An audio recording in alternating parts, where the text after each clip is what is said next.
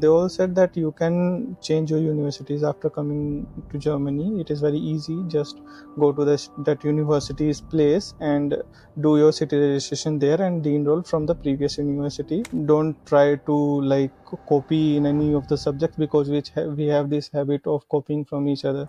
That's not the case here. It's not like you don't find places. It's just that either they are not willing to give these rentals or they charge extremely high prices. Hardik, I remember we had a lot of interactions back when you were coming in. Yeah. But just as a refresher, can you just tell me where you're studying and what course you're doing right now? Yeah, so we had discussed this earlier. Like I had some problems with my documents and all, which you have helped me a lot during that time. And I have applied to many universities. My goal was to do data science, either data science or artificial intelligence. And Mm-hmm. I got admit from Marburg University in data science, and then from FAU Erlangen in artificial intelligence. And I've decided to go to FAU, and currently I am in Erlangen doing artificial Mm-hmm. intelligence masters. Yeah. I am in my first semester. Can I just ask what was your bachelor's in? Because if you're going into the artificial intelligence side, I would assume you're in the computer science background. Yes, my background is in computer science, and from many of the universities, I got rejected just because my credits were not complete in the subjects related to data science and artificial intelligence. Because there was Mm-hmm. only one subject, which is machine learning. I did in my bachelor's. Because I did 1 year of internship in machine learning only, so that Mm-hmm. also like counts. Where did you study your bachelor's in? I did my bachelor's from Chandigarh University. Actually, speaking of bachelor's, how was that experience doing your bachelor's? Like, is it something because did you stumble upon computer science or is it something you wanted to do from the beginning? It was something which I wanted to do, and I did not know, I didn't know about data science at that point. It was during my fourth semester when the subject machine learning came, and I didn't know about anything about machine learning. But my Mm-hmm. teacher was very, like, he was very good in teaching and making the students understand the subject. And I think from Mm-hmm. there I got this thing in me about data science and artificial intelligence, and from there on I like started learning and knowing about data science in the field I got more interested into. And in computer science, actually, it was all about, like, I did my bachelor's remotely most of the time because when I was in my second year, the COVID came, and when my second and third year gone like by sitting at home, and in the fourth Yeah. year I got internship for a whole year, and I haven't attended the college in the fourth year as well, so it was just about my first year. Yeah, I would say the internship probably is something which really helped you in the applications because I know a lot of students who come out of the pandemic phase, they do face a lot of struggle because they kind of don't get a good job, but they are not able to secure an admit also because the pandemic kind of struggled with the courses. So I'm glad that you were able to do it, although it was in the summer semester, but that, like we say, But one after intake my later is not a big bachelor's deal. as well, I did 6 months of internship because I didn't want any gap to be there in my resume. So I have searched for internship. But basically, I was aiming to apply to winter semesters 23, but due to APS and my eighth semester's transcript was not there, so I was not sure about my CGPA on the APS because it will not change once it get printed on APS. So I Yeah. was not sure about that, and so I waited for 2 or 3 months. Then I started up. I have applied for APS after I get my eighth semester's transcripts, and so I have searched for another internship, and I got an internship for 6 months, like a temporarily. That's a good thing to do, Hardik, because whenever you know that there is going to be a problem which is going to come in the future, it's always good to be prepared and have backups. And I'm really glad that you talked about, not spending this time sitting Yeah. idle, because I remember when I was in the pandemic phase is when I quit my job, and I had at least 8 to 10 months to kill before I knew I will get an admit. So I was like, I'm not going to sit at home. So I kind of did a part-time job at that time so that I have something to occupy myself Yeah. till I was doing apply. So I'm really glad that you're able to do it. How was the experience applying actually? Because I remember a lot of communication that we had back and forth. Yeah, this aspect about you know changing from one admit to another, that was later on. But how about the initial phases? Like I can see that you talked about the APS. How was that experience throughout about applying for universities? So the APS went very smoothly. So I got my APS in 2 months, which is a nice time frame. And then I have applied to some universities because in summer semesters, very few universities offer data science, artificial intelligence subjects. So I have applied to those universities, and through UniAssist, I applied to 2 or 3 universities, and privately, like on their website, which have their websites, I have applied to 3, 4 universities as well. So it's basically 7 or 8 universities in total, which I have applied, and I got admit from 2 or 3 universities basically. And yeah, That's a I good have, conversion, actually, Hardik. You should yeah, be really proud of yourself because that's a good conversion. Generally, some people end up, even myself, I applied to like, I don't know, 20 universities or something at that time because I just wanted to make sure that I'll get yeah. in anyhow. And I think I converted like 5 admits. So converting 3 admits out of 7 or 8 is really good. So that's a good conversion, especially for the summer when the choice of courses is quite less. Yeah, yes, and the universities were like I have applied to TU Berlin and all. So there were some, and I have also applied to TU Darmstadt, but I was not able to give the exam of TU Darmstadt because Hmm. I of some concerns. Those are the universities which I have applied. I have applied to BTU Cottbus as well, but they said that my credits are not complete, like in the basic domain of data science and machine learning. Hmm. So I got rejected due to that. But I don't think I got rejected due to CGPA and all, but all because of my credits in the particular subjects. I would say when CGPA plays a role, but not immediately. When they look at it, no, they'll first obviously filter out with CGPA, but once you get past their filter, no, more and more it really depends on the credits. And if Yeah, and when we say credits, it's not only that you have the entire credits story with you. yeah, It's just that some specific subject credits also, if you don't have, then they will tend to reject you because they're like, okay, you don't have the specific yeah, fundamental knowledge which you need for this masters, and they tend to reject you. But I think it is a good habit to build in that even if you get rejection, you just keep applying and wait for the next one, because it's like if one university says no, what does it matter? There are like yeah. 20 other universities you can apply for. So it's Yes. always good that you didn't feel, let's say, too distraughten that you didn't get somewhere, and you continue to apply. So that was the and how was the visa experience actually? How was it to apply for the visa and get it? So I have heard from many seniors that the visa takes a lot of time, and whenever I got admit from Marburg, I immediately applied for my visa because Mm-hmm. Delhi slots are very hard to get. So I have immediately applied for my visa, and after my visa, like after 2 or 3 days after my appointment, I got admit from FAU as well. So I got like worried at that time because I really wanted to join FAU rather than Marburg. So after that, I asked you on in the email like what should I do? Can I change my universities after going to Germany? Like after I or should I cancel my like progress? Cancel my visa right now, a visa application, and apply again.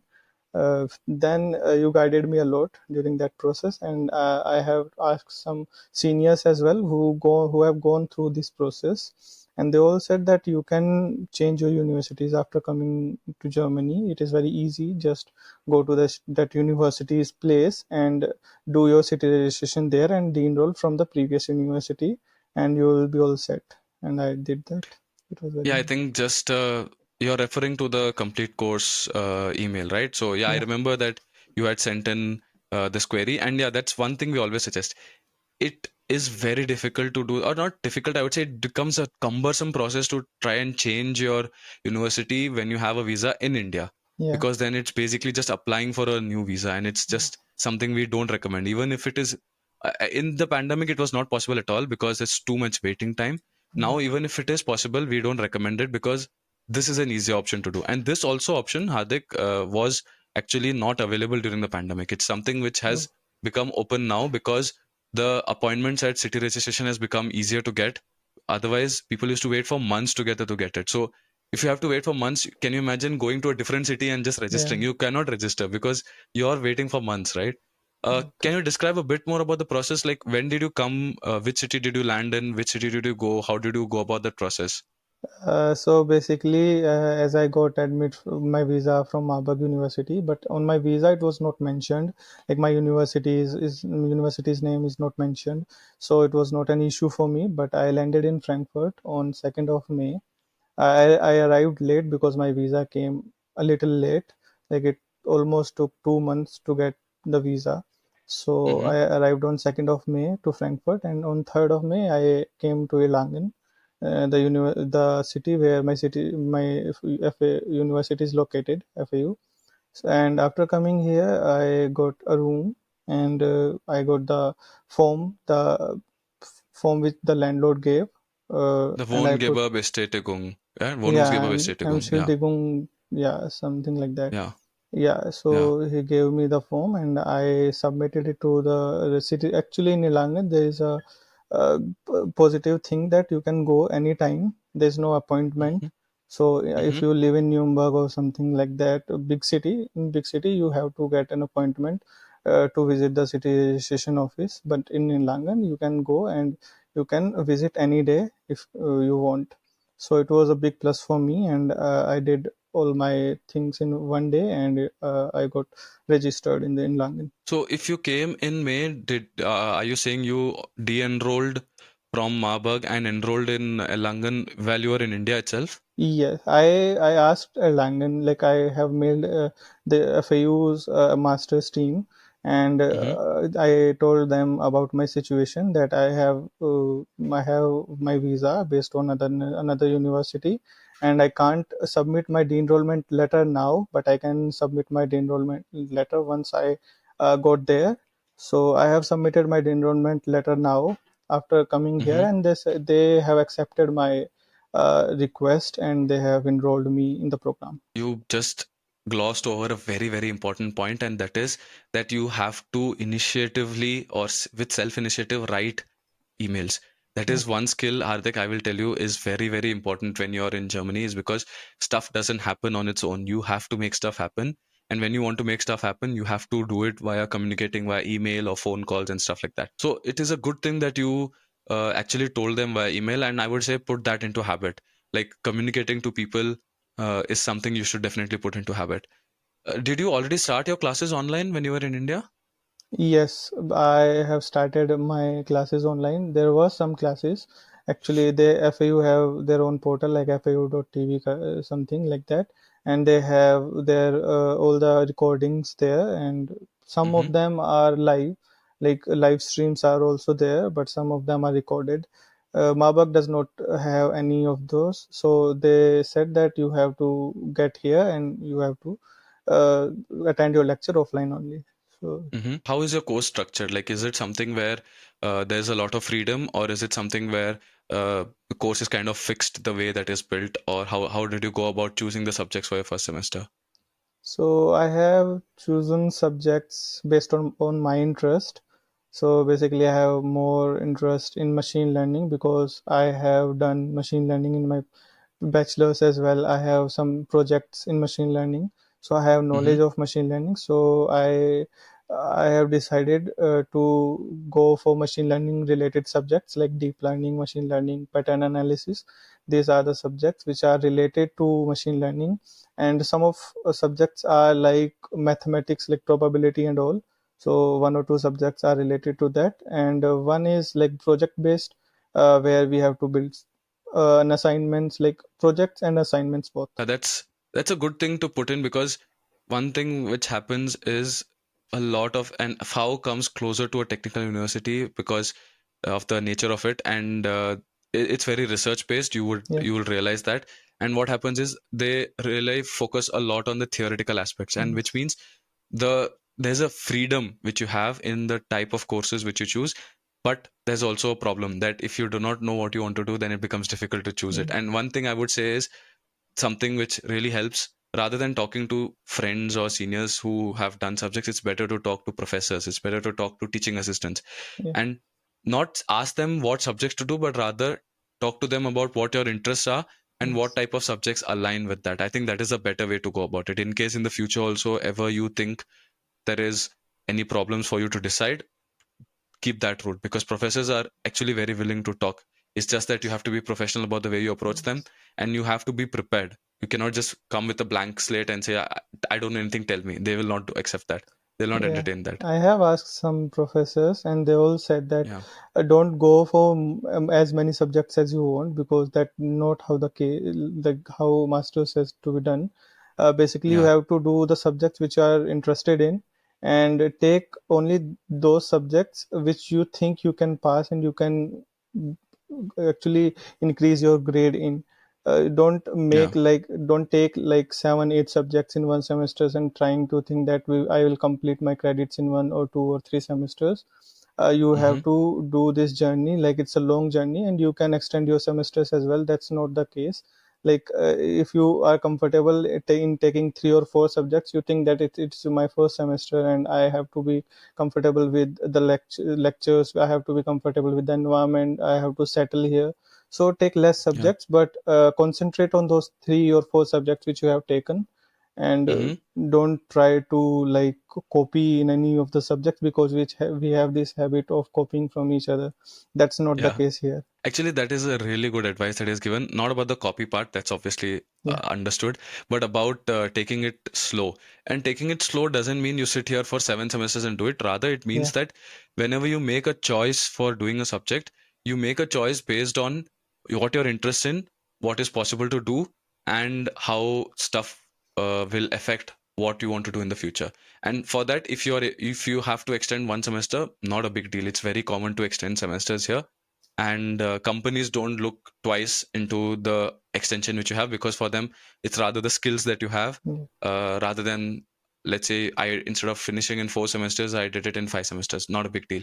Like for example, for me, I am currently entering my 6th semester and I've just started my thesis, Yeah. which means technically I'm when I finish, I'll be somewhere between 3.5 years by the time I finish my masters. And it's not a big deal, because that's very common here, to take some time to understand how to do it. And a very important point which you brought up is try to understand what the system is, because the German system working is not the same as what you Yeah. feel in India. So you have to take time to adjust to it. How has it been? I know it's been only 2 3 weeks Yeah. since you come Yeah. here. How has it been though to adjust here? Finding a room was very difficult first, because it is like a smaller city compared to other bigger cities. So, and there Yeah. are many students here. So, finding a room was difficult.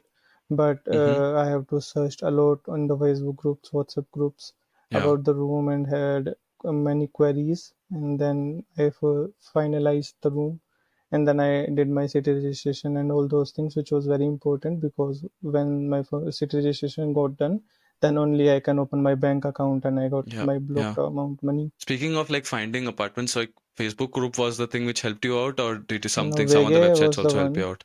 actually. Wege gesucht, WG, yeah, right? yeah, Yeah, Wege gesucht is something which really helps a lot.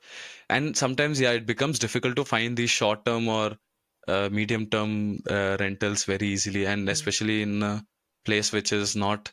I mean, you would say that a smaller place is finding it tough. Actually, even larger cities, you find it tough. It's just that the problem which you face in a larger city is different. The problem which you face yeah, in a yeah, smaller city is different. So it's not like you don't find places. It's just that either they are not willing to give these rentals, or they charge extremely high yeah. prices. What about German? Like, do you have German proficiency, or is it something you're still learning?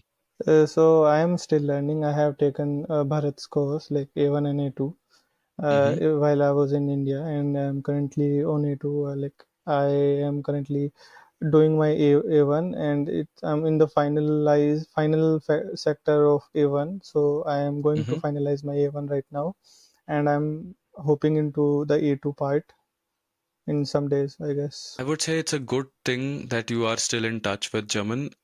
Do as much German as you can in your Yeah, initial semesters, because that really helps. I would assume you're still very new, so you wouldn't start looking for jobs very soon. You will yeah, take some time to look for jobs. yeah, If you're doing, let's say, jobs in part-time jobs locally, then German may not be that important. But let's say if you want to work in the service sector, or if you want to work in like the fast food industry or the restaurant industry or yeah, bakeries or stuff like that, this definitely requires German. So those type of jobs will be not available to you if you don't do it. And if you want to do work student positions or internships, yes, you may find it in English because of the nature of your course. Yeah, This IT sector does tend to take some people in English, but it always is advantageous if you can do German, because actually I'm also in the machine learning side, rather focused on machine learning applied to engineering. So I know that it is possible sometimes to get in with English, but it helps if you can do it in German. yeah, So you I would can say spend the socialize with next, people if yeah, you have German skills. You can understand better. exactly. See, at the end of the day, machine learning, the technical aspect of it, you can do it in English, but finally when you're applying it to a particular problem, the problem is a traditional problem, and the problem is a traditional problem which is being done by people who are in that zone for like 20 years, and these Yeah, are people who generally tend to speak only in German. yeah, These are and machine domain learning is all experts. about storytelling. Like you have to Yeah, understand what is the problem. I mean, if you don't you understand, have to convince it to yeah, them. If you cannot convince a 45-year-old 50-year-old manager who's sitting who speaks only in German, there's no point in however good your model is. You can yeah, get a RMSE value of zero point zero 0.00 also, and it doesn't matter to him as long as you're not able yeah, to convince the story. So improve, I would say, German. You're on yeah, the track, do that, but also improve, I would say. No, I'm not saying improve because you don't have it. I'm saying rather yeah, focus on presenting yourself, focus on presenting your ideas, focus on presenting your projects. That really helps. So yeah. think about that aspect also when you Okay. go about in the next few semesters. How has your experience been integrating into the culture? So I am still integrating in the culture. I Yeah. have some friends here which I make here. Like I have some friends, not German friends, but international friends, like Hmm. one from China, one from South Korea. And I think it's very difficult to make German friends if you don't know German, because Yeah. they are too more specific about their language and they can't like go easily with English. So I think if you know German, you can well integrate yourself in the German culture and make German friends. Yeah, that is a truth of it, but try to involve yourself in student communities, because Yeah, then these events there, if you can get into a German like a person's circle, uh, you don't need specifically English. You can get into it something else also, and once you're in, right after that, they themselves help you out with German. And yeah, there's that something is true. called as tandem programs. I don't know how it is in your this, but in the language center, which is the Sprachenzentrum, there's often a thing called as tandem programs, and what it means is a person who's good in one language and the other person is good in the other language, they both help each other out. And Sprachenzentrum, or the language center, typically tries to help out with this. They're putting together the students and see if Yeah, you can get into something like that, because obviously you're coming from India, you have good English knowledge, yeah, because we have been doing it for so long, and these people know German, so they need help with English, so you can help them yeah. with English, they can help you with German, and that's one way to make German friends. So think about that also. Yeah, and there are many clubs like you which you can join. Swimming club if you want to swim, or you can do hiking. There are many a few clubs which you Yeah, can make yourself comfortable into anything like hiking. There is a hiking group. There is some parties going on every Wednesday, all about yeah, the FAU students. They all socialize there. I would say it's unsolicited advice. You're probably well aware because you're in have worked in projects, but I would say do machine learning by knowing like why you are doing machine learning. Yeah, Just because it's the flavor of the month, everyone is talking about AI and machine learning. yeah, Don't do it because everyone is doing it. yeah, Do it because you know why you want to do it, and do it because it has value for you. That's one yeah, thing I would say from advice, because I see a lot of people do machine learning just because, oh, machine learning looks cool, but then they they don't know what they're doing. It's yeah. it's not going to help you in the future. No, I don't think I'm doing machine learning just because of the hype. I am like into AI or machine learning before, not before the hype, but uh, during my college days. So fourth semester, same during my bachelor's, and Yeah. my teacher introduced me to machine learning. After that, my internships, both of my internships are machine learning in machine learning. So I think I have Hmm. developed this habit, or you can say that this interest in machine learning about all the projects and all the assignments which I have done in my bachelor's, now doing in my master's. So I think I am well aware about all the things which are happening in machine learning and why machine learning intrigued me towards it. Yeah, that's always a good thing to know, is it's okay to do anything as long as you know why you're Yeah, doing it. That's one thing which I will always say, especially in a theoretical research based kind of a field, it's always good to know why you're doing something. It's okay to Yeah. do any field, any direction which you want, but I think Yeah. it's good that you are able to know why you're doing it. And yeah, like machine learning is very rapidly changing, I'll tell you, because 6 weeks ago when I started my thesis, there was only this much which I had to look into. And suddenly in the last 15 days, there's this much I have to look into. I have to look into three, four other things because suddenly there's some new papers which are coming out. Yeah, machine So learning is rapidly like very increasing. rapidly, Yeah.